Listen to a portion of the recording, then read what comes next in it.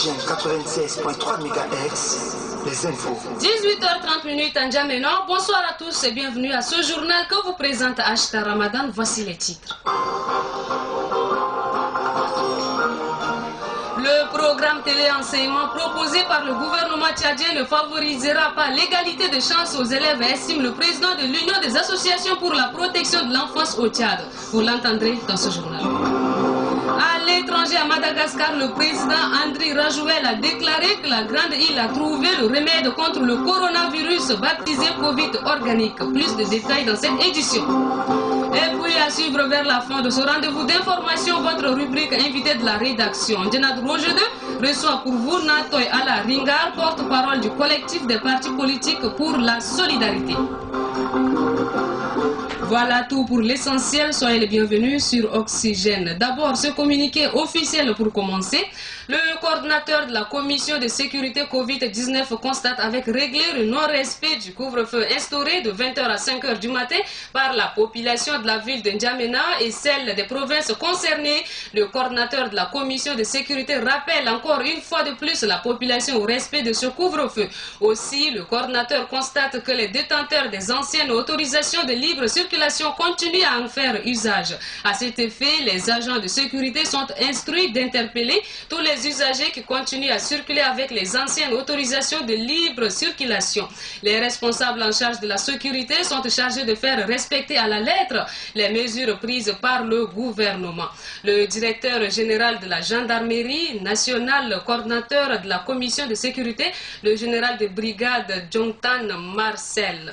Toujours en bref, le bureau exécutif du mouvement citoyen pour la préservation des libertés MCPL dit avoir appris avec regret la mort mystérieuse de 44 éléments présumés de Boko Haram dans un lieu de détention de la gendarmerie nationale. Le MCPL ne comprend pas pourquoi des gens sous bonne garde inoffensifs pourront réussir à se suicider dans la mesure où les prisons au Tchad sont hautement sécurisées. La thèse de suicide collectif ne tient pas la route, car l'article 3 de la Déclaration universelle des droits de l'homme fait clairement mention que tout individu a droit à la vie, à la liberté et à la sûreté de sa personne. Ainsi, le MCPL exige l'ouverture d'une enquête internationale pour situer les responsabilités ainsi que plus de clarification de cette affaire. C'est un communiqué signé de son coordinateur Sosten Mbernodi.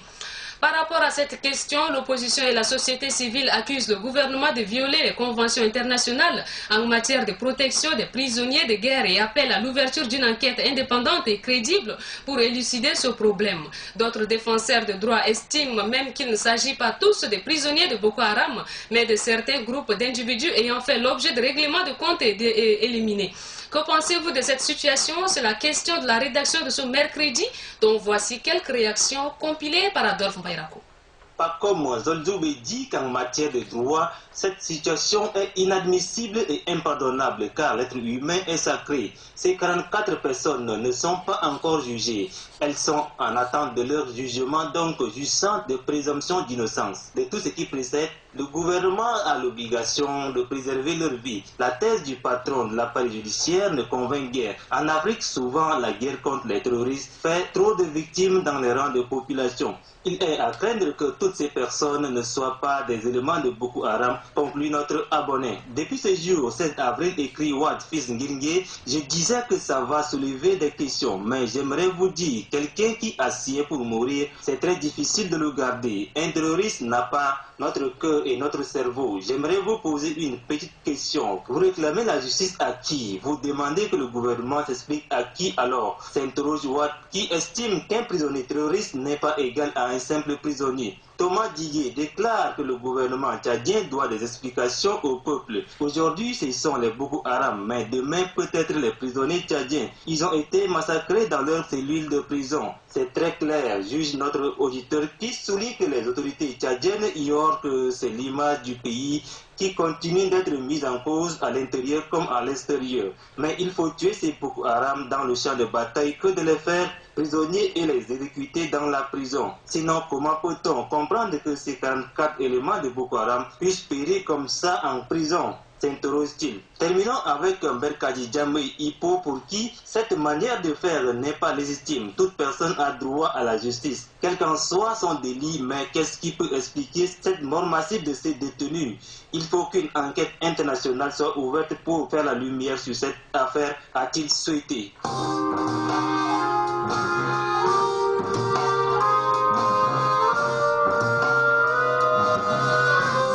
À l'écoute de la radio Oxygène, le respect de la distanciation sociale fait partie des mesures barrières de prévention prises par le gouvernement tchadien pour limiter la propagation du Covid-19. Mais que constate-t-on concrètement sur le terrain? Suivez plutôt ce constat. Parmi les multiples mesures de prévention prises par le gouvernement tchadien pour éviter la propagation de la pandémie à coronavirus figure évidemment le respect de la distanciation sociale d'au moins 1 mètre. Ceci pour éviter tout contact direct entre les personnes. Cependant, le constat fait montre que cette mesure est loin d'être respectée par la population djaménoise et cela s'observe partout. Il suffit juste de faire un tour dans certains coins et marcher pour s'enquérir de cette triste réalité. Aucun changement du côté des comportements, sinon des habitudes. Pas de distanciation. Dans les marchés, par exemple, les clients se bousculent devant les articles. Chacun souhaite être servi en premier tout en minimisant les mesures de distanciation sociale. Même chose du côté des vendeuses. Celles-ci tentent de se défendre comme quoi c'est l'insuffisance de la place qui serait à l'origine de cela. Est-ce valable comme argument? En tout cas, cela s'observe également dans bien d'autres lieux. Tenez, des attroupements sans aucune distanciation devant la CNRT, Caisse nationale des retraités du Tchad, pour entrer en possession de leur pension. Même constat à Bololo dans le 2e arrondissement où depuis quelques jours, les abonnés de la Société nationale d'électricité pour bénéficier de la gratuité de l'électricité foulent au pied la distanciation. Ainsi que devant certains hôpitaux publics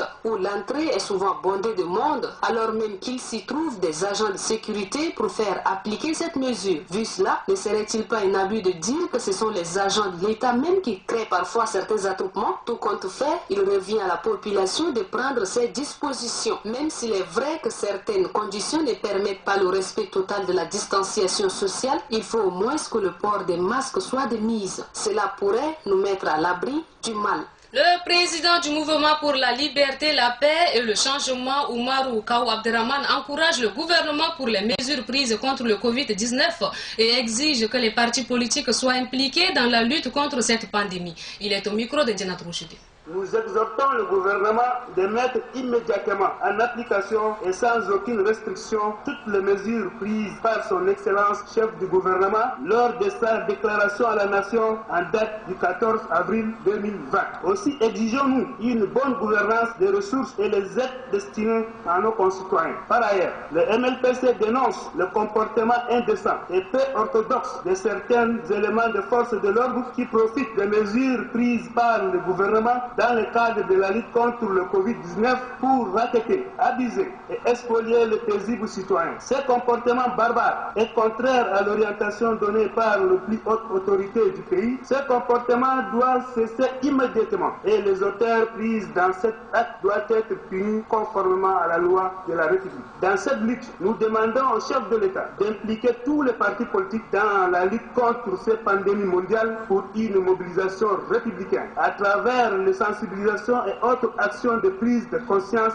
du danger. Enfin, nous interpellons le gouvernement à bien mener une réflexion à la question de l'éducation en vue d'apporter des solutions idoines car il s'agit là de l'avenir de la nation. 18h38 ici en Djamena. Premier titre de cette édition, le président de l'Union des associations pour la protection de l'enfance au Tchad, Aladoum Dordi, indique que le téléenseignement proposé par le gouvernement ne favorisera pas l'égalité des chances aux élèves. Le voici au micro d'Adolphe Mbayrako.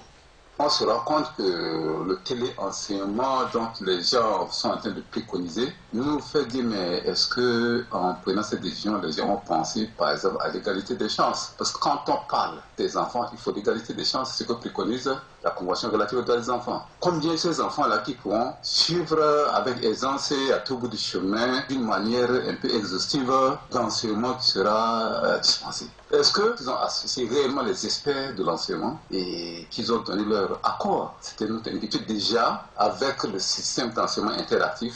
Les enfants ont déjà beaucoup de problèmes. Nous avons toujours parlé de baisse de niveau dans ce pays. Et avec téléenseignement, alors, à quoi s'attend-on réellement? Ça, c'est une inquiétude que nous, la protection de la femme, nous avons évoquée. Et la discrimination hier, dans la mesure où il y a des enfants, des familles démunies, très pauvres, qui se battent au jour le jour pour aller à l'école. Mais quand on leur dit d'aller suivre ça à la télé, alors qu'ils n'ont même pas l'air d'exister, même à Ndjamena, vous avez des ménages qui n'ont pas de poste radio. C'est un problème. Surtout, les enfants tchadiens, que nous connaissons très bien leur niveau. Alors, vous leur demandez de suivre cet enseignement et de passer le baccalauréat. Est-ce que ces enfants, vous prétendez qu'un jour ils iront à l'étranger étudier? À quel résultat on s'attend? Je ne sais pas. À quoi bon copier quand on n'a pas eu un résultat sûr? Si on veut faire 45 jours de cours et que les enfants passent le baccalauréat, je crois que c'est nettement mieux que de passer par le téléenseignement. Nous attendons de voir quel serait le résultat exactement. Vous suivrez l'intégralité de cet entretien dans votre rubrique invité de la rédaction dans notre édition de demain à 18h30. Mesdames, Messieurs, marquons une courte pause.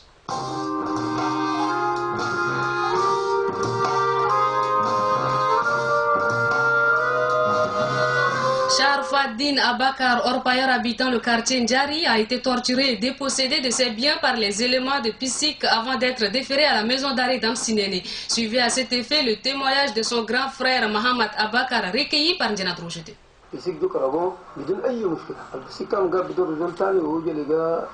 Les éléments de PSIC sont venus l'arrêter. Ils lui ont créé tous les problèmes du monde. Ils ont pris ces 1,15 million francs CFA. Comme cela ne les suffisait pas, ils sont partis prendre encore 4 millions qu'il a confiés à son ami. Vu toutes ces sommes, le commandant de compagnie de PSIC l'accuse d'être un voleur et lui ordonne d'accepter et signer. Mais Sharfaddin refuse. Devant ce refus, les gendarmes l'ont torturé à mort avec de courants électriques avant de le déférer à la maison d'arrêt. Nous sommes allés expliquer au procureur de la République, mais il refuse de nous croire. Actuellement, Sharfaddin souffre en prison. Je demande aux autorités d'intervenir pour sa libération. Je ne comprends pas quelqu'un dans son propre pays puisse subir cet acte que je qualifie d'inadmissible et ignoble. Direction province, précisément à Bébidja, où le maire de la ville a rencontré ce matin les leaders de la politique impliqués dans sa circonscription au sujet de lutte contre le coronavirus. Même dicté Olivier. Entouré de ses deux adjoints et de son secrétaire général, le maire Maïna Norbert Doumsangar a reçu les leaders politiques de sa circonscription administrative. Dans son préalable, le locataire de l'hôtel de ville de Bébédia dégage le rôle que peut jouer chaque leader politique dans le processus de lutte contre le coronavirus. Pour M. Maïna, chaque leader est susceptible d'être confiant à sa cible avant de les exhorter à multiplier des stratégies de lutte auprès de leurs camarades respectifs. M. Maïna a rappelé aux acteurs politiques les mesures du gouvernement qui doivent être de rigueur. Débat étant ouvert, les différents acteurs politiques se disent conscients de la situation avant de réitérer leur engagement à soutenir les autorités dans le processus de lutte contre ce mal qui gangrène le monde entier. Du propos des uns et des autres, l'assistance insiste sur les mesures d'accompagnement prises par le gouvernement, à savoir la gratuité de l'eau, l'électricité et la réduction des taxes. Des promesses salvatrices, mais non matérialisées à Bébédia. Bébédia, même Digde Olivier, Radio Oxygène.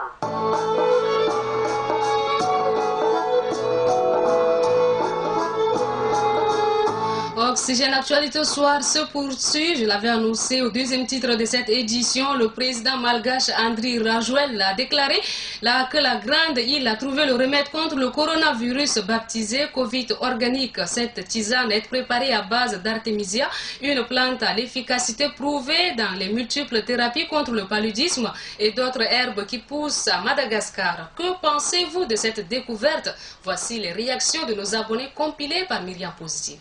Chilassi Mota, c'est un grand exploit qu'il faut saluer. L'Afrique doit compter sur elle-même en cette période de pandémie et non sur les autres. Éloi Rimtonga, si la recherche scientifique malgache a trouvé un remède du Covid-19, ce n'est pas étonnant, car en matière de richesse médicamenteuse, l'Afrique est un continent béni. Thomas Dingé, cette découverte est un appel à l'endroit des dirigeants africains que l'Afrique est capable. Nous leur demandons d'investir dans les recherches scientifiques. Aladoum Faustin, est-ce que ceux qui ont créé ce virus peuvent accepter que l'Afrique trouve son remède? Ramos Selngue Nabaroum, les leaders africains des industries pharmaceutiques devraient déjà s'entretenir avec la grande île pour développer à grande échelle ce remède. Là, Iria Henry, très ravi. C'est une occasion pour les Africains de consommer leurs produits locaux. Sabour Alawai, cette déclaration est une victoire pour l'Afrique tout entière. Alazi Théophile, c'est dangereux pour la santé puisque ce n'est pas trouvé en France. Israël Ngaba, l'Afrique est forte, mais nous, Africains, voyons toujours les Occidentaux comme des Eldorado de la planète. Benoît Koussala Moulna, c'est l'Afrique entière qui est en haut. Évariste Ndjeteke, il a pris ses responsabilités en tant que président d'un État indépendant. Bravo. Ghislain Legrand, si ce produit guérit réellement cette maudite pandémie, l'Afrique doit être déclarée la grande puissance sanitaire sur le plan mondial. Yob Lambo, tous les chercheurs de la planète font semblant de chercher un remède, or ils sont en complicité avec l'OMS qui veut réduire la population. Jean-Vincent de Dieu, c'est l'Afrique qui gagne. Positive, venons à votre rubrique invité de la rédaction. Jenad Rojedeux s'entretient aujourd'hui avec Natoy Alaringar, porte-parole du collectif des partis politiques pour la solidarité au sujet des objectifs du dit collectif. Suivez. Natoy Alaringar, bonjour. Bonjour. Vous êtes le porte-parole du collectif dénommé les partis politiques pour la solidarité. Faites-nous un peu l'historique de ce collectif. Le collectif des partis politiques pour la solidarité, c'est un regroupement des partis politiques de la majorité présidentielle tout comme de l'opposition. Nous avons un seul objectif, c'est de défendre la cause des partis politiques au Tchad. Nous luttons pour la question de la démocratisation au milieu politique, mais aussi la question de l'application du modèle consociationnel dans l'arène politique. Parce que d'autres disent qu'ils sont des partis politiques plus grands, les autres disent que non, ceux-là sont les petits partis. Tout parti est parti. Il n'y a pas un grand parti, il n'y a pas un petit parti. Donc nous sommes unis pour contrecarrer, pour éradiquer ce genre d'idéologie. Vous avez demandé dans votre communiqué de presse au gouvernement de mettre les acteurs politiques au cœur de la lutte contre le Covid-19. Pourquoi?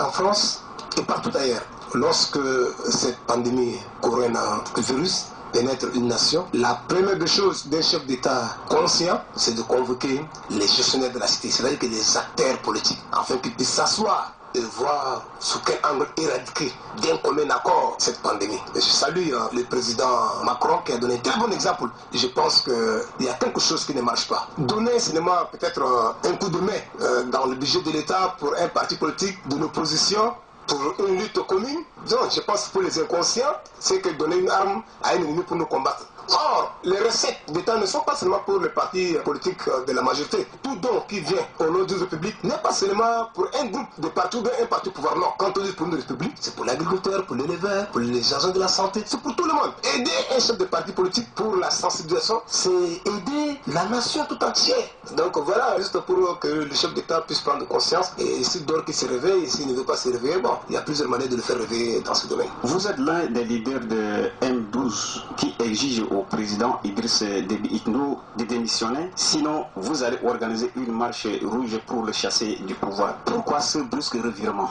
Il n'y a aucun revirement. Ici, c'est dans le cadre d'un collectif qui regroupe les partis politiques de l'opposition et de la majorité. Donc ça, c'est pour un intérêt commun. Mais le M12, c'est un mouvement de 12 revendications. Parce qu'à un moment donné, Déby est en train de sanctionner la population par rapport aux élections qu'il a perdues. Et il fait souffrir la population. Et nous avons dit non, il ne faut pas qu'on se taise. Donc il faut qu'on se tienne debout pour lutter. Donc ça, c'est notre idéologie dans le cadre de M12R. les marches rouges, y compris les marches jaunes, sont sur la table. Nous respectons notre marche. On avait prévu pour le 15 mai. Nous allons marcher. Cette marche est effective. On est en train de préparer d'une manière très sérieuse cette marche. Et ça va marquer l'histoire du Tchad. Et nous sommes en train de prier de telle manière que le coronavirus puisse vraiment s'écarter à l'approche de cette marche. Parce que c'est bien clair. Entre un ami adversaire et un ennemi, le choix est clair. Le coronavirus ne connaît pas Déby, ne connaît pas Natoyala. Quand il frappe tout le monde. Donc, le coronavirus est l'ennemi de Déby et mon ennemi également. Donc, ensemble avec Déby, nous combattons le coronavirus. Une fois finir avec le coronavirus, maintenant le match est à domicile. Donc,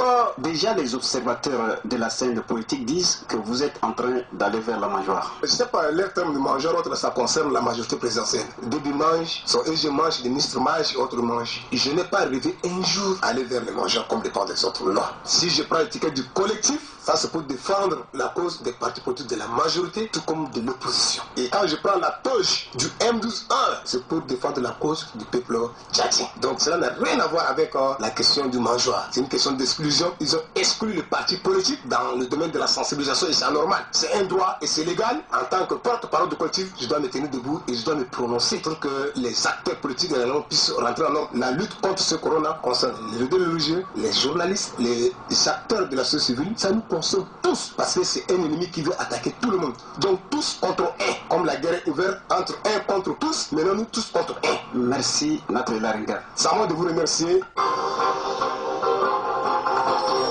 18h50, voilà, c'est la fin de ce journal. Mais retenez simplement que le programme télé-enseignement proposé par le gouvernement tchadien ne favorisera pas l'égalité de chance aux élèves, estime le président de l'Union des associations pour la protection de l'enfance au Tchad. À l'étranger, à Madagascar, le président Andry Rajouel a déclaré que la grande île a trouvé le remède contre le coronavirus baptisé Covid organique. Vous avez eu les détails dans ce journal. Et puis, vous venez de suivre à la fin de ce rendez-vous d'information l'entretien qu'a accordé Natoyala Ringa, porte-parole du collectif des partis politiques pour la solidarité, Andjena Brojede. Voilà, c'est tout. Merci Andjena Brojede pour le suivi de l'actualité et à Maxime Boubapa Salé pour sa complicité technique. Merci également à vous de votre disponibilité d'écoute à la présentation. Je suis Ashta Ramadan. Bonne soirée à tous et à chacun. Surtout, respectons les mesures barrières. À demain. La radio Oxygène. Nous on dit ce qu'on voit. On ne dit pas ça dans l'intention de dénigrer quelqu'un. Voilà, nous on fait notre boulot. Parce que l'eau d'ici est propre. Donc nous on fait notre travail. Oui. Clean. C'est comme ça. C'est génial.